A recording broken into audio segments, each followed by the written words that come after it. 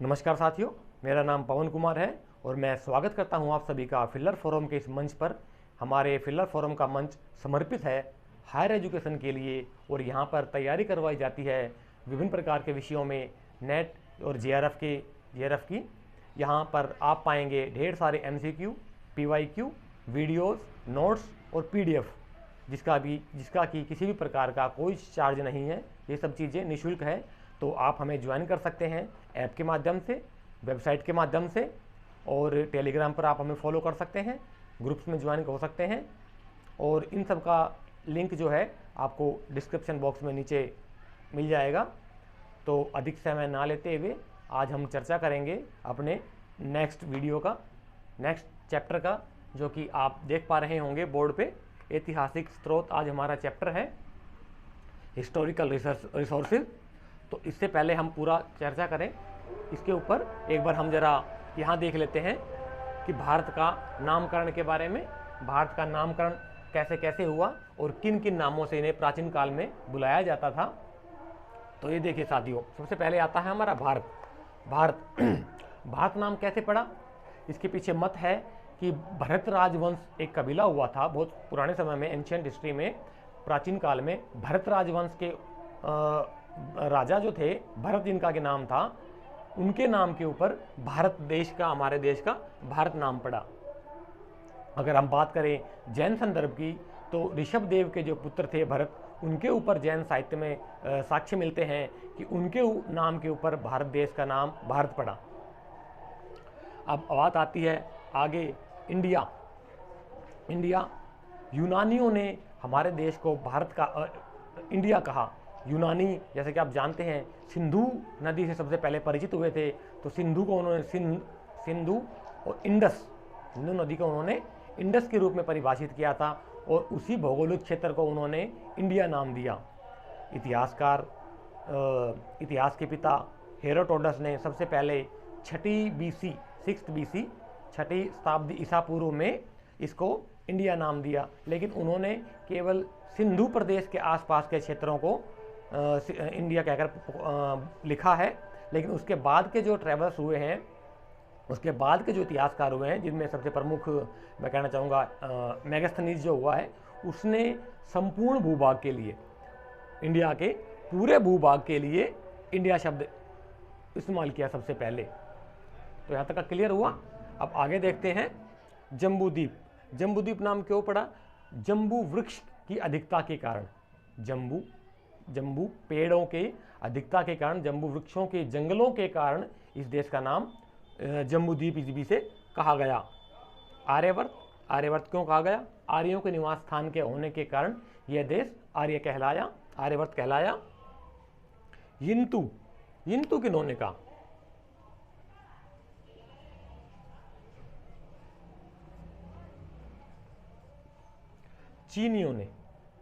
चीनी जो यात्री आए थे, उन्होंने साथ ही हमारे देश को यिंतु के नाम से पुकारा। ह्वेनसांग ने भी यिंतु लिखा है और उसके बाद इत्सिंग इसे ब्रह्म राष्ट्र और आर्य राष्ट्र कहकर संबोधित करता है। अब बात करते हैं हिंदुस्तान की। तो सबसे प्राचीन संदर्भ, हिंदुस्तान शब्द का सबसे प्राचीन साहित्यिक संदर्भ अभिलेखीय संदर्भ मिलता है ईरान के सासानी राजवंश में 262 ईसा पूर्व 262 BC में सासानी राजवंश, जो कि फारसी राजवंश था, उस समय का फारसी और आधुनिक ईरान के नाम से जिसे हम जानते हैं, वहाँ के नक्श-ए-रुस्तम अभिलेख में नोट डाउन कर देता हूँ।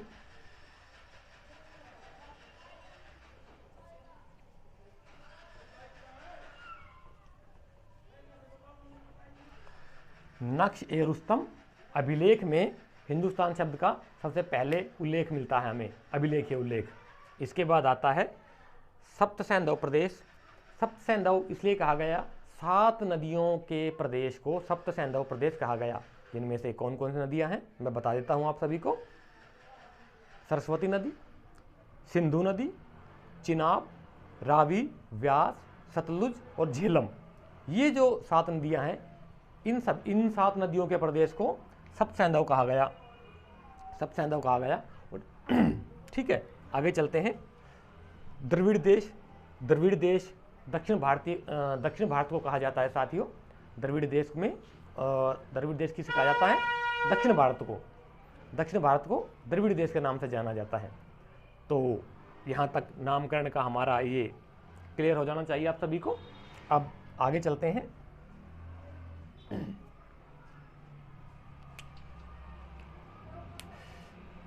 ऐतिहासिक स्रोत हमारे आज के में हिस्टोरिकल सोर्सेज, जिसमें दो प्रकार के होते हैं हमारे, क्या? साहित्यिक स्रोत और पुरातात्विक स्रोत, यानी कि अभिलेखीय स्रोत। साहित्यिक स्रोत में लिखित स्रोत जो पांडुलिपियों में लिखे गए, हमारे धर्मशास्त्रों में लिखे गए, उनके आधार पर, और पुरातात्विक मतलब होता है आर्कियोलॉजिकल एविडेंस के आधार पर। क्या क्या सोर्सेज हैं हमारे इतिहास को जानने के, भारतवर्ष को जानने के बारे में, ठीक है। और हाँ, एक चीज़ और बता देता हूँ, भारतवर्ष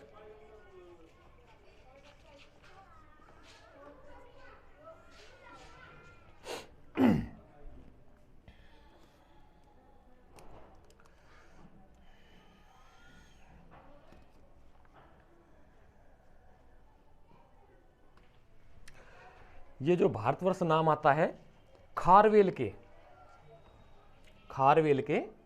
हाथी गुम्फा अभिलेख में पाया गया सबसे पहले। उसका नाम वहां मिलता है भरदवस।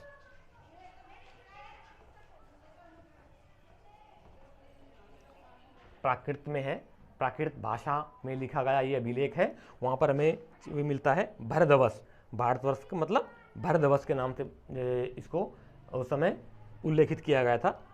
खारवेल आप जानते हैं चेदी वंश का राजा हुआ था 2nd BC में, 2री शताब्दी ईसा पूर्व में। उड़ीसा, आधुनिक उड़ीसा के नाम से जिसे हम जानते हैं। तो ये था, क्लियर हुआ यहाँ तक। अब हम आगे चलते हैं इसमें।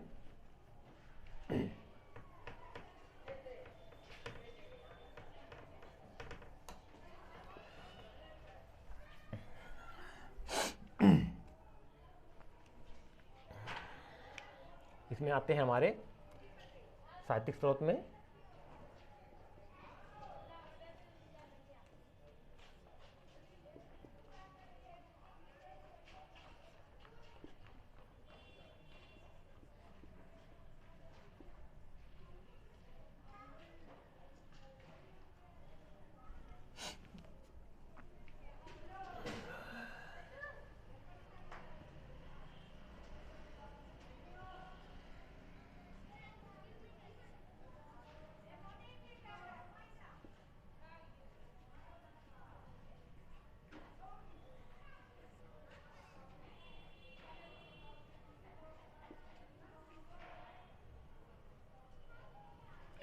धार्मिक साहित्यिक स्रोत में आते हैं हमारे धार्मिक ग्रंथ, लौकिक ग्रंथ और विदेशी यात्रियों के विवरण। विदेशियों ने जो कहा वो इसमें हमारा आ जाता है, ठीक है। इसके बाद धार्मिक ग्रंथों में हमारा क्या क्या आता है?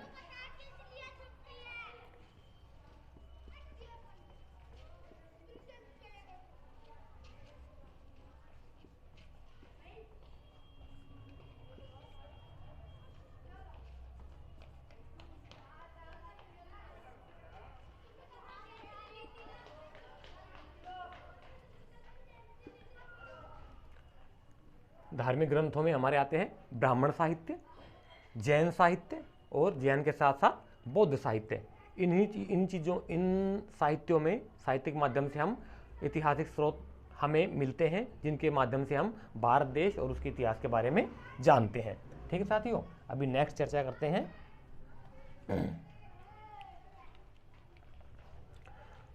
अब ब्राह्मण साहित्य में हमारे आ जाते हैं वेद,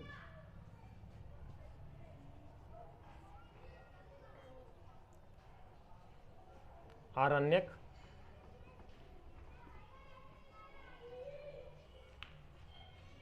उपनिषद,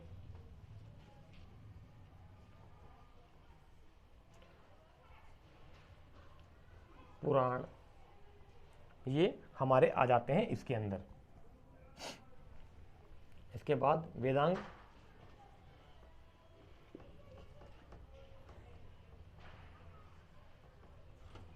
और सूत्र। ये प्रमुख रूप से ये चीज़ें हमारे धार्मिक ग्रंथ में और ब्राह्मण साहित्य के अंदर ये सारे आते हैं, इनके ऊपर हम बारी बारी एक एक करके चर्चा करेंगे।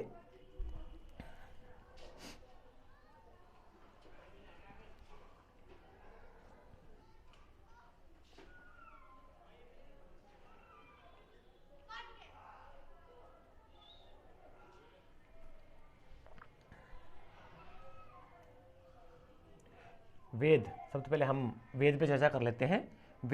वेदों के रचयिता कृष्ण द्वैपायन महर्षि माने गए हैं वेद व्यास। कृष्ण द्वैपायन वेद व्यास माने गए हैं वेदों के रचयिता। सबसे प्राचीन वेद जो है ऋग्वेद है। ऋग्वेद हमारे प्रमुख रूप से 4 हैं, जैसा कि आप जानते होंगे। ऋग्वेद, यजुर्वेद, अथर्ववेद और सामवेद, ये हमारे 4 प्रमुख वेद हैं। आरण्यक वो है जो स्वतः स्फूर्त रचना होती हैं, ये जो जंगलों में बैठ करके लिखे गए थे, आरण्यक। ठीक है। उपनिषद हमारे व्याख्यान के तौर पे जाना जाता है। उपनिषदों को कि जो गुरुओं के सानिध्य में बैठ करके जिसके जो शिष्य को ज्ञान प्रदान किया जाता है, गुरु के समीप बैठ करके जो शिष्यों को ज्ञान प्रदान किया जाता है, वो उपनिषद में आ जाते हैं। हमारा पुराण हमारे ऐतिहासिक स्रोत हैं। पुराणों में हम राजाओं की लंबी लंबी वंशावलियाँ मिलती हैं। पुराणों में राजाओं की वंशावलियाँ मिलती है हमारी। और इसके बाद वेदांग और सूत्र।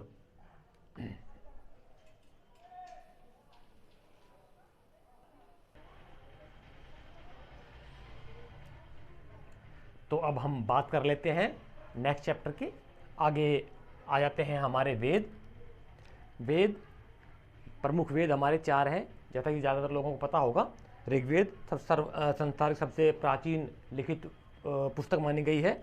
सामवेद, यजुर्वेद और अथर्ववेद। ठीक है। ऋग्वेद से हमारा निकला आयुर्वेद। ऋग्वेद से क्या निकला? आयुर्वेद। आयुर्वेद के प्रतिपादक कौन थे? ब्रह्मा। ऋग्वेद के प्रतिपादक ब्रह्मा। सामवेद से गंधर्ववेद और नारद इसके प्रतिपादक रहे हैं। सामवेद से गंधर्ववेद इसके बारे में थोड़ा डिटेल से बता देता हूँ। सामवेद जो है साथियों, हमारा म्यूजिक और डांसिंग से संबंधित है। म्यूजिक और डांसिंग और संगीत जो है वो हमारा सामवेद से निकल करके आया है पूरा सिस्टम। ठीक है। जिसके कि प्रतिपादक नारद थे। यजुर्वेद से निकला हमारा धनुर्वेद, जिसके प्रतिपादक विश्वामित्र।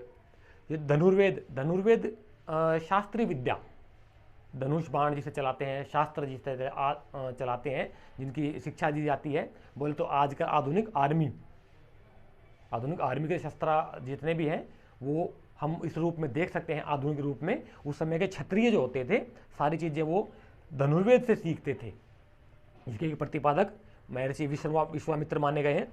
इसके बाद अथर्ववेद आता है हमारा। अथर्ववेद से शिल्पवेद निकला और विश्वकर्मा इसके प्रतिपादक हुए। अथर्ववेद में जो शिल्पवेद मतलब कंस्ट्रक्शन से संबंधित है। कुछ लोगों को नहीं पता, बता विश्वकर्मा जो है कंस्ट्रक्शन के देवता माने गए हैं। कंस्ट्रक्शन और कारीगरी के देवता माने गए हैं। इंजीनियरिंग से संबंधित कारीगरी किसी प्रकार की हो, उनके सभी के देवता विश्वकर्मा माने गए हैं। दीपावली के बाद एक त्यौहार मनाया जाता है विश्वकर्मा डे। कुछ लोगों को पता होगा, नहीं पता हो तो बता देता हूँ। ठीक है। उसमें से ये शिल्पवेद निकल करके आया। और शिल्पवेद के साथ साथ हमारा आता है अर्थशास्त्र।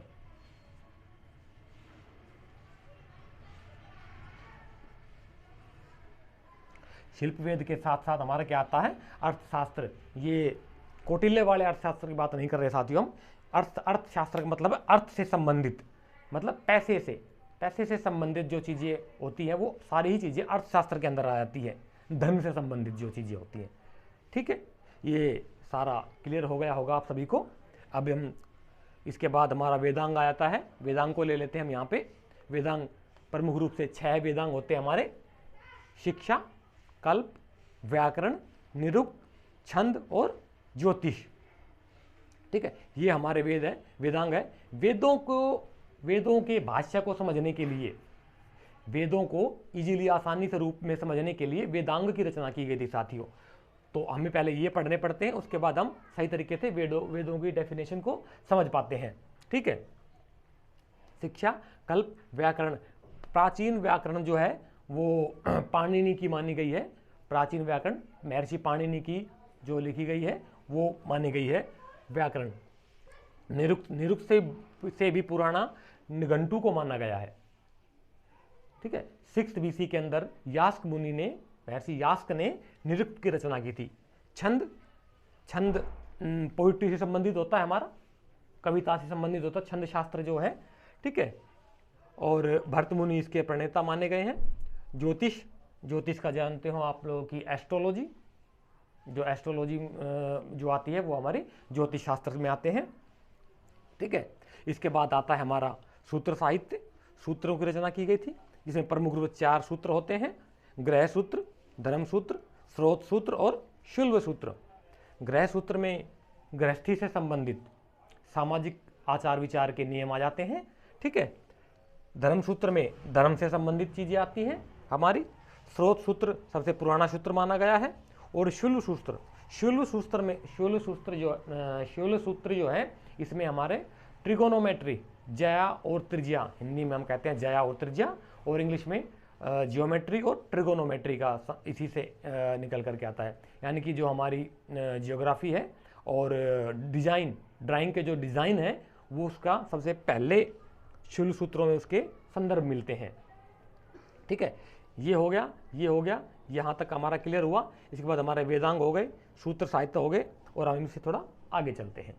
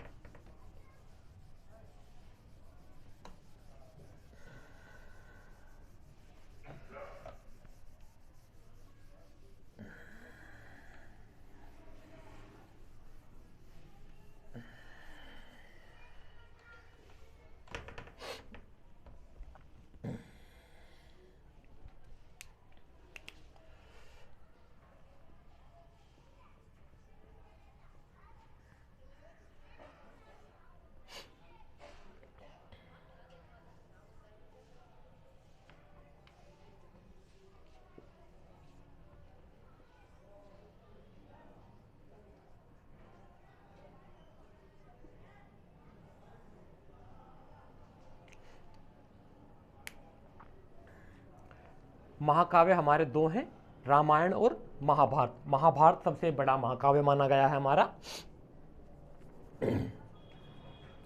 रामायण के जो प्रणेता माने गए हैं वो महर्षि वाल्मीकि थे। रामायण जो लिखी थी महर्षि वाल्मीकि ने लिखी थी। उसके बाद उसको मध्यकाल में तुलसीदास जी ने भी इसके ऊपर टीका लिखी थी रामचरितमानस के नाम से। ठीक है, और रामायण आप जैसा कि जानते हैं हमारे धार्मिक मान्यताओं के अनुसार चतुर्युग माने गए हैं। क्या बोलते हैं, सबसे पहले सतयुग, त्रेतायुग, द्वापर और कलियुग। सतयुग जिसमें सत्य होता था, सबसे पहला युग सतयुग माना गया है। उसके बाद द्वापर युग, रामायण का युग आया त्रेतायुग।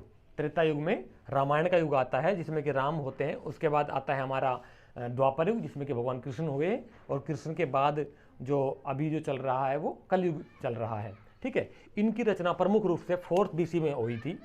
रचना जो है जो मानी गई है 4th BC, 4वीं शताब्दी ईसा पूर्व, 4वीं शताब्दी ईसा पूर्व में ये लिखे गए थे दोनों ही महाकाव्य। लेकिन आधुनिक संदर्भ जो देखते हैं, आधुनिक रूप में जो हम रामायण और महाभारत जो पढ़ते हैं वो मानी गई है गुप्त काल की।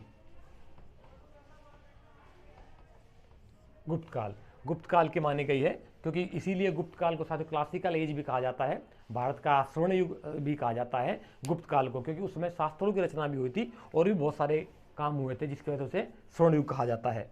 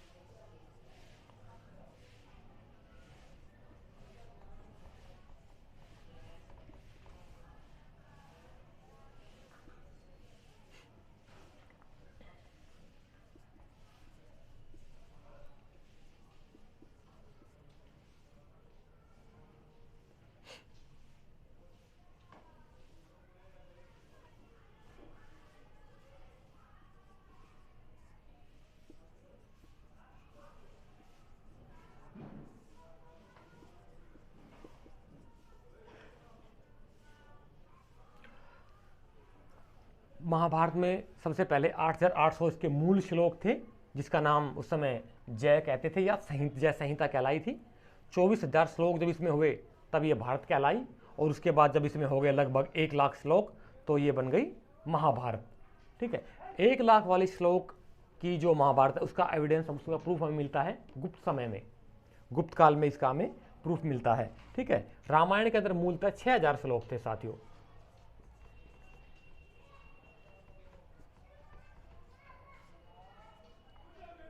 रामायण में कितने मूलतः श्लोक माने गए हैं? 6000, जो इसके अपने ओरिजिन श्लोक है। उसके बाद इसमें इसकी संख्या बाद में बढ़ गई थी।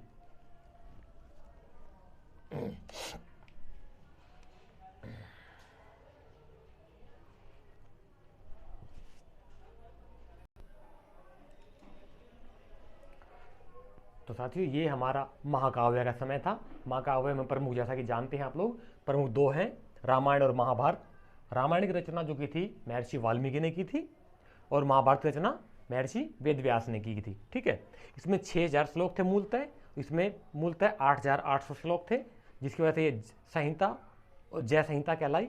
बाद में बढ़कर 24,000 हुए। भारत 1 लाख जब श्लोक हो गए तो ये हो गई महाभारत।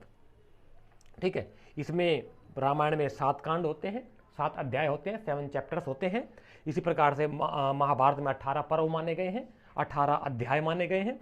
और जो गीता है, श्रीमद् भगवद गीता है, जो वो छठे पर्व के छठे अध्याय के भीष्म पर्व का भाग माना गया है। ठीक है, अब इसके अनुवादक ले लेते हैं कि अनुवाद किन किन ने किया था। तो रामायण का अनुवाद जो किया है, जैन रामायण का अनुवाद, जैन रामायण जो लिखी थी पौमचर्यु के नाम से, ये पौमचर्यु जो है रामायण का ही एक संस्करण है, जो कि विमल सूरी ने लिखी थी। विमल सूरी एक जैन स्कॉलर थे।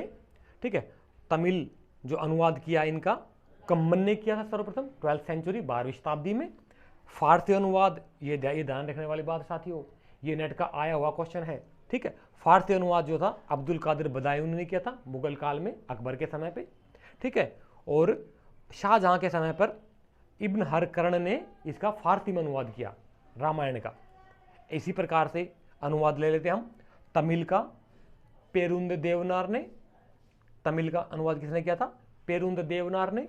और फारसी अनुवाद अकबर के समय में बदायूं ने किया था रजमनामा के नाम से।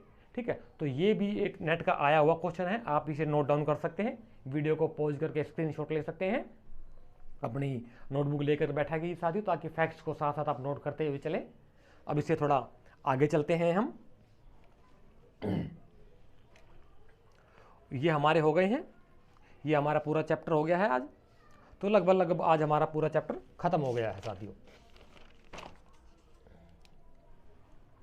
हाँ, एक बार और बता देता हूँ कि पारजीटर जो स्कॉलर, ब्रिटिश स्कॉलर थे, उन्होंने कहा था कि महाभारत का युद्ध जो है 950 BC के आस में हुआ था, और क्या बोलते हैं, सरस्वती नदी कुरुक्षेत्र के आसपास के क्षेत्र में महाभारत का युद्ध हुआ था। उनका टाइम पीरियड जो है 950 है। लेकिन अगर इसी संदर्भ में हम देखें अभिलेखों के हिसाब से, तो साथियों ये अभिलेख में हमें मिलता है पुलकेशिन पुलकेशिन द्वितीय का, जो राजा हर्षवर्धन काल में हुए थे 7वीं सेंचुरी में, 630 में जो हर्षवर्धन हुए थे राजा, थानेश्वर के, कन्नौज के, बाद में उन्होंने राजधानी कन्नौज बना ली थी, उसमें उनको हरा दिया था पुलकेशिन II ने। तो पुलकेशिन II जो थे उनके अभिलेख में आया है, अभिलेख में उन्होंने बाकायदा अपने लिखा है कि उसमें अगर हम डेट की बात करें तो 3101 BC है। क्या है? 3101 BC। जब ये वर्धन वंश जब आएगा तो हम पुलकेशिन वंश और इसके वंश में पूरा पढ़ाएंगे, तो इसके महाभारत की डेट के बारे में बताएंगे हम आपको कि ब्रिटिश स्कॉलरों ने कैसे डिस्टोर्ट किया गया है हमारी हिस्ट्री को, और ये कम्युनिस्टों ने और वामपंथियों ने किस तरह से बदल दिया गया पूरा इतिहास, आज का इतिहास। ठीक है, अब आपको बताता हूँ कि आर एस शर्मा क्या कहते हैं इस बारे में। आर एस शर्मा कहते हैं कि हमें प्राचीन संदर्भों को छोड़ देना चाहिए। क्यों छोड़ देना चाहिए? वो कहते हैं कि प्राचीन अतीत में नहीं है। महाभारत और रामायण जो है लगभग 700 से 900 BC, यानी कि आज से अगर देखें तो 2800 से 2900 साल के पहले हुए थे। लेकिन जब आप ये बताइए साथियों, जब हमें अभिलेखीय साक्ष्य मिल रहे हैं महाभारत के, अभिलेखीय साक्ष्य मिल रहे हैं, पुलकेशिन II के साक्ष्य मिल रहे हैं हमें 3102 BC, उसमें साफ साफ लिखा हुआ कलयुग, कलयुग का भी जिक्र है उसके अंदर, और कली संवत और शक संवत, दोनों ही संवतों के हिसाब से उन्होंने डेट फिक्स की है वहाँ पर। लेकिन उसको ही आधुनिक इतिहासकार मानते नहीं है, उसको छुपा दिया जाता है ताकि हमारी प्राचीनता को आगे ना लाया जा सके। ये जो एक वामपंथियों का षड्यंत्र है, मैं कहना चाहूँगा इस चीज़ को लेकर के, हमारे पुराने पुरातन संस्कृति को, सभ्यता को नष्ट करने का, वो बहुत समय पहले से चले आ रहा है। तो जब आगे इसके ऊपर हमें पूरा प्रॉपर तरीके से चैप्टर बनाएंगे और वो बताएंगे आपको किस किस इतिहासकार ने कैसे कैसे तोड़ मरोड़ कर इतिहास को बनाया गया है। ठीक है, तो अब ये चैप्टर हमारा आज का ख़त्म हो जाता लगभग यहीं पे।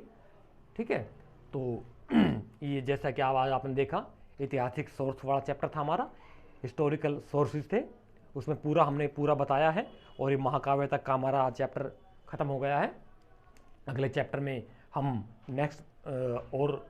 अगले चैप्टर में, अगली वीडियो में सॉरी, हम नेक्स्ट चैप्टर ले लेंगे, उसके ऊपर डिस्कशन करेंगे प्रॉपर तरीके से।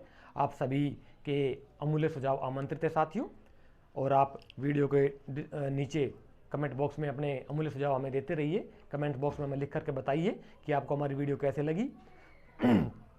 आपके जो अमूल्य सुझाव आमंत्रित है साथियों, और इसी के साथ आज की वीडियो यही समाप्त करते हैं। धन्यवाद। जय हिंद, जय भारत।